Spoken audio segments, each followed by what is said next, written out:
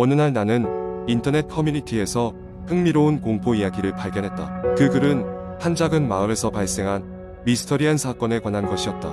이야기는 희망 마을이라는 이름과는 달리 그곳 주민들이 겪은 불행하고 불가사의한 사건들로 가득 차 있었다. 이 마을은 한때 번성했지만 지금은 거의 사람들이 살지 않는 유령 마을이 되었다고 했다. 몇 년 전 마을에는 인구 수백 명의 주민들이 살았으며 평화롭고 조용한 곳이었다. 그렇지만 어느 날 갑자기 이상한 일들이 발생하기 시작했다. 처음에는 가문의 반려동물들이 갑자기 사라지기 시작했다. 주민들은 대수롭게 여기지 않았지만 시간이 지날수록 실종된 동물들의 수는 점점 더 많아졌다. 그리고는 얼마 되지 않아 사람들 또한 하나둘씩 실종되기 시작했다. 마을 외곽에 사는 한 노파는 밤마다 이상한 소리를 들었다고 했다.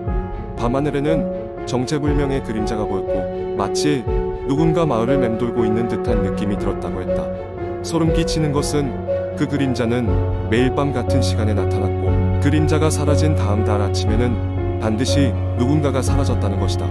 노파는 마을 사람들에게 경고했지만 아무도 그녀의 말을 듣지 않았다. 그렇게 무시했던 경고가 반복될수록 상황은 악화되었다. 급기야 마을에는 질병이 돌기 시작했는데 원인을 알 수 없는 괴질이었다. 많은 이들이 고열과 두통에 시달리다가 사망하거나 실종되었고 남은 사람들도 공포에 질려 하나둘씩 마을을 떠났다. 몇몇 용감한 주민들은 원인을 밝히기 위해 탐험을 떠났지만 그들도 돌아오지 않았다. 이 이야기는 20년이 지난 지금도 미해결 사건으로 남아 있었다. 하지만 최근 그 마을에 관한 새로운 소식이 전해졌다. 오래된 마을회관에서 발견된 일기장에는 그동안 밝혀지지 않았던 비밀이 담겨 있었다. 일기장은 마을 유지의 것이었고 그가 마을의 불행을 막기 위해 싸우던 기록이 가득했다. 그는 매일 밤 나타나는 그림자가 실은 마을에 저주받은 과거와 관련이 있으며 그림자를 물리칠 방법은 오직 고대의 의식뿐이라고 믿었다. 그 의식은 엄청난 희생을 요구했기에 실행하지 못했다는 대목이 있었다. 마을의 저주는 식민지 시대의 억울한 영혼들이 만들어낸 것이었고 오랜 세월 동안 잊힌 이들의 한을 풀어주는 것이 해답이었다고 한다. 희망 마을의 주민들은 그들의 번영을 위해 외부인들을 희생시켰고 이제는 그 대가를 치르고 있었던 것이다. 이야기를 읽던 나는 마을이 실제로 존재하는지 궁금해졌다. 그 후 커뮤니티 사용자들 사이에서 마을의 위치를 알아내려는 노력들이 이어졌고 얼마 지나지 않아 그곳을 방문한 몇몇 사람들이 기이한 경험담을 나누기 시작했다. 그들은 여전히 밤마다 들려오는 이상한 소리와 그림자를 보았다는 증언을 하며 희망 마을에 대한 두려움을 전했다. 결국 이 지역은 탐험가들과 괴담 애호가들의 성지가 되었고 그들은 각자의 방법으로 아직도 마을의 미스터리를 풀기 위해 노력하고 있었다. 이야기는 계속되며 그 누구도 마을의 진실을 완전히 밝혀내지 못했다. 하지만 한 가지는 분명했다. 희망 마을은 여전히 살아있고 과거의 그림자는 사라지지 않았다는 것이다. 두 번째 이야기에 한적한 시골 마을에 사는 한 청년이 있었고 그의 이름은 민수였다. 그는 평범한 대학생으로 방학을 맞아 고향으로 내려왔다. 민수는 어릴 적 친구들과 함께 자주 놀았던 커다란 산이 주변에 있었다. 어느 날 민수는 친구들과 등산을 가기로 했다. 중턱에 다다랐을 때 민수는 작은 오솔길을 발견하고 친구들에게 따라가자고 제안했다. 처음에는 주저하던 친구들도 민수의 설득에 못 이겨 함께 걷기로 했다. 하지만 오솔길을 따라 걷다 보니 주변은 점점 무거운 침묵에 휩싸였다. 그들은 우연히 깊은 숲 속에 버려진 낡은 집을 발견했다. 오래된 집에서 민수는 현관문을 열었고 차가운 공기가 그들을 맞이했다. 친구들은 겁에 질려 있었지만 민수는 이미 집 안으로 들어가고 있었다. 집 안은 먼지와 곰팡이 냄새로 가득했고 민수는 고풍스러운 거울을 발견했다. 그는 거울 앞에 서자 거울 속 모습이 일그러지며 창백한 얼굴에 소년이 비쳤다. 그 소년은 여기는 나의 집이야. 나무나 나고마 했다. 민수는 놀라 방을 빠져나가려 했으나 발이 움직이지 않았다. 순간 소년은 거울을 통해 민수를 움켜잡았다.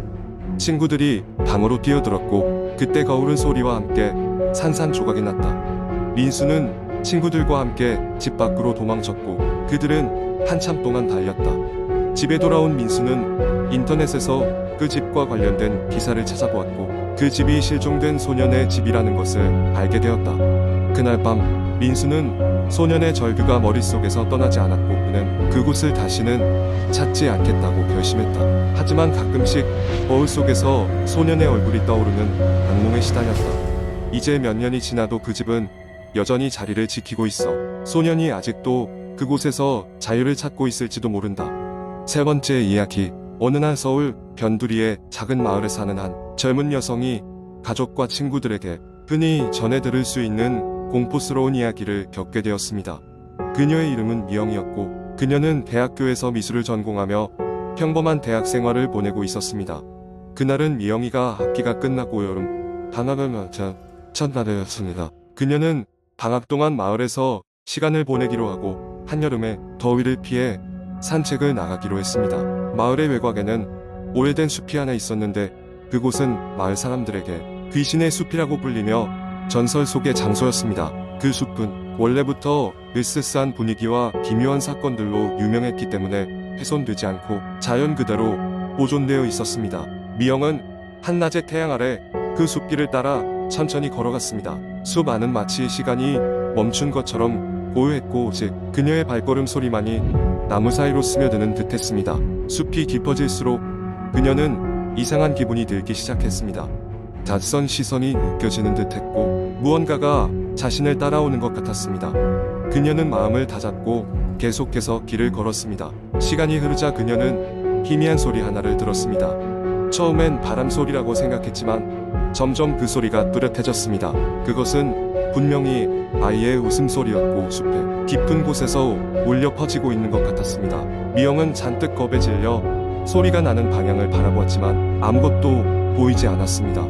그녀는 이내 마음을 가다듬고 걸음을 재촉하며 숲을 빠져나가려고 했습니다. 그렇게 숲을 빠져나오던 중 미영은 길가에 놓여있는 낡은 인형 하나를 발견했습니다. 인형은 마치 많은 시간을 거친 것처럼 보였고 그 모습을 보는 순간 어딘가 모르게 친숙하다는 기분이 들었습니다. 어릴 적 그녀가 가지고 놀던 인형과 아주 비슷했던 것입니다. 미영은 그 인형이 어떻게 여기 있을 수 있는지 궁금해졌지만 걱정스러운 마음에 그것을 지나치기로 했습니다.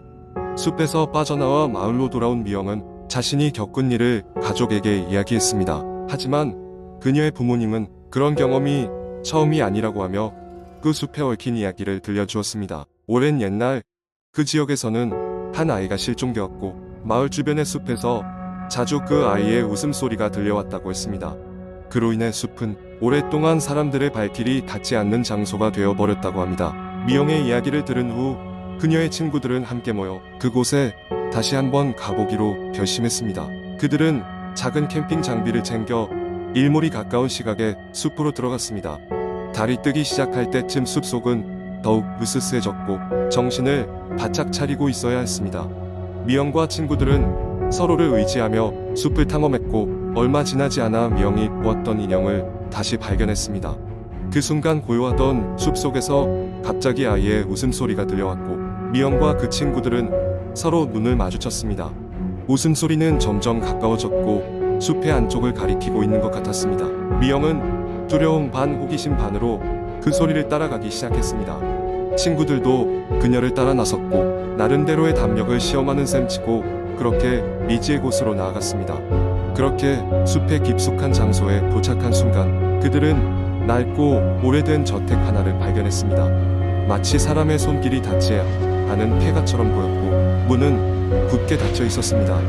친구 중 한 명이 문을 열어보려 하자 문은 삐걱거리는 소리와 함께 열렸고 그들은 망설이다가 안으로 들어갔습니다. 저택의 내부는 먼지와 거미줄로 가득했으며 그들의 발자국 소리가 크게 울려 퍼졌습니다. 그러다 또다시 아이의 웃음소리가 들렸고 그 소리를 따라가니 저택의 작은 방 하나로 이어졌습니다. 그 방엔 벽 한쪽에 낡은 초상화가 걸려 있었고 초상화 속의 아이는 미영이 본 인형을 안고 있었습니다.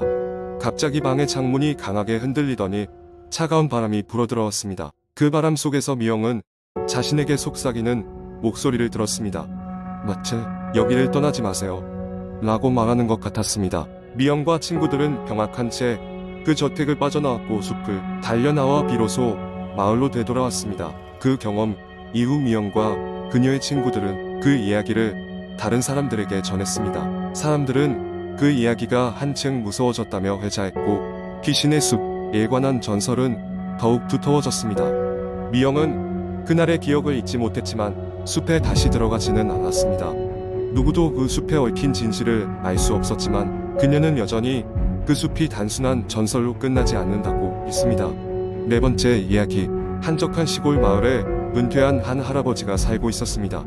할아버지는 오랫동안 도시에서 살다가 조용하고 평화로운 곳을 찾아 이곳으로 이사 왔습니다. 마을 사람들은 친절했고 집 앞에는 작지만 아름다운 정원도 있었습니다.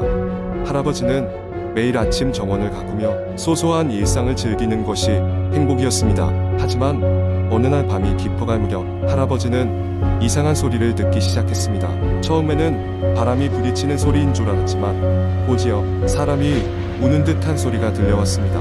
늦은 밤에 누가 울고 있을까 궁금해진 할아버지는 소리의 근원을 찾아보려 방을 나섰습니다.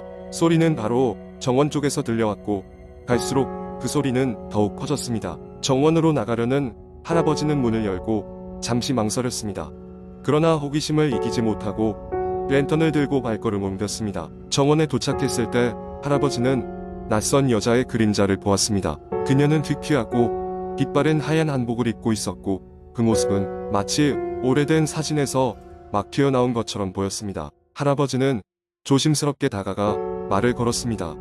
이 밤중에 여긴 무슨 일이십니까? 하지만 여자는 대답하지 않았고 그저 고개를 숙인 채 흐느끼고 있었습니다. 점점 상황이 불안해진 할아버지는 다시 집으로 돌아가려고 했습니다. 그 순간 여자가 갑자기 고개를 들었습니다.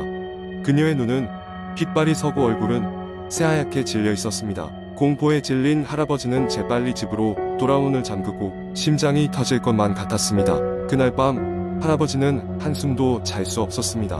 온갖 생각이 머릿속을 스쳐 지나갔고 그 여자가 누구인지 왜 그곳에 있었는지 도저히 알 수가 없었습니다. 그 후로 매일 밤 그 소리가 들려왔습니다. 할아버지는 날이 갈수록 더욱 불안해졌습니다. 혹시라도 그녀가 집에 들어오지는 않을까 노심초사했습니다. 그래서 결국 마을의 한 노인을 찾아가 도움을 요청했습니다. 노인은 잠잠히 이야기를 듣더니 천천히 입을 열었습니다.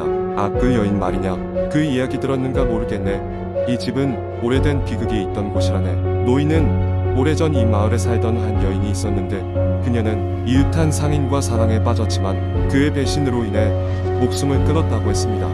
그 이후로 그 여인의 영혼이 집 주변을 맴돌고 있다는 소문이 돌고 있었다고 했습니다. 할아버지는 그 말을 듣고 과거 그 여인의 사연에 안타까움을 느꼈습니다. 어떻게든 그녀를 편안히 보내줘야겠다고 결심한 할아버지는 다음 날 마을의 젊은 신부와 함께 기도를 올리기로 했습니다. 밤이 되자 다시금 그 흐느끼는 소리가 들렸고 할아버지와 신부는 정원에서 조용히 기도를 올렸습니다. 신비롭게도 그날 이후로 밤의 흐느낌은 들리지 않았습니다. 비로소 할아버지는 그녀가 편안한 곳으로 갔다고 믿게 되었습니다. 그날 이후 할아버지는 그 여인의 사연을 잊지 않고 그녀의 영혼을 위로하는 작은 꽃밭을 정원 한편에 마련해 주었습니다. 그곳에서만큼은 언제나 평온과 안식을 기원하며 아름다운 꽃들이 피어 있었습니다. 이 이야기는 그 마을에서 전설처럼 내려오며 할아버지가 지나간 후에도 사람들이 그 꽃밭을 보존하며 그녀의 잔잔한 안식을 기원하게 되었습니다.